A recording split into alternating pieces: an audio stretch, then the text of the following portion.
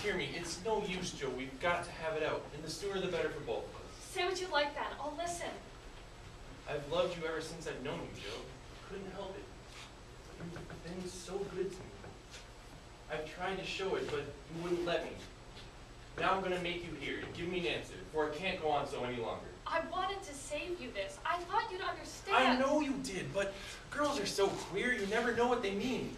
They say no when they mean yes, and you drive a man out of his wits just for the fun of it. I don't.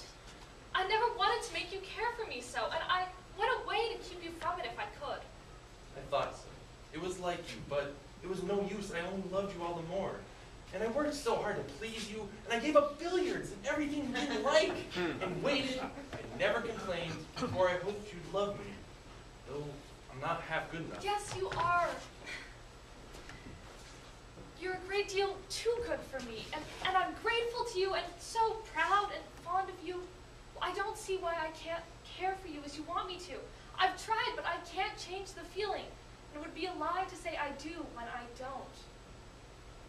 Really, truly, Joe? Really, truly, dear. Teddy, I'm sorry. I'm so desperately sorry. I could kill myself if it would do any good. And I wish you wouldn't take it so hard. I can't help it. Well, you know it's impossible for people to make themselves love other people if they don't. They do sometimes. I don't believe it's the right sort of love, and I'd rather not try it. Laurie, you and I are not suited to each other because of our quick tempers and our strong wills. It would probably make us very miserable if we were so foolish as to... Marry? No, we shouldn't. Joe, if you love me, I should be a perfect saint, for you can make me anything you like. No, I can't.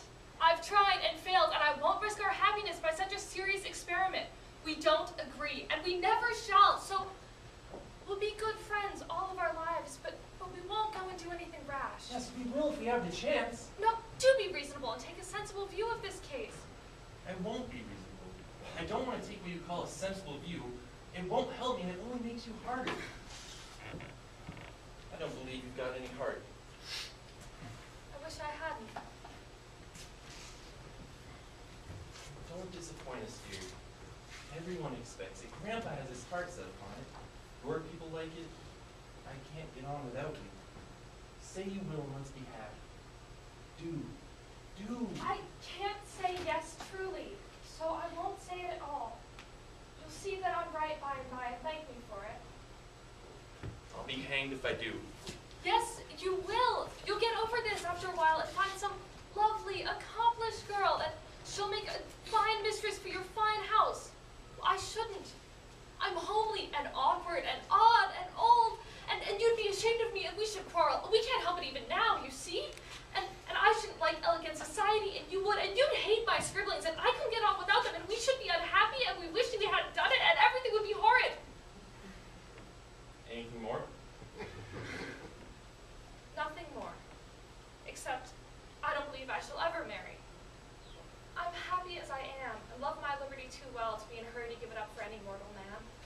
I know better. You think so now, but there will come a time when you'll care for somebody. You'll love him tremendously and live and die for him. I know you will. It's your way.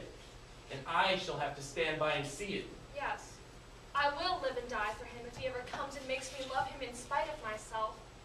You must do the best you can. Well, I've done my best, but you won't be reasonable, and it's selfish of you to keep teasing for what I cannot give. I shall always be fond of you, very fond indeed, as a friend, but I'll never marry you. And the sooner you believe it, the better for both of us. So, now. You'll be sorry someday, Joe. Where are you going? To the devil.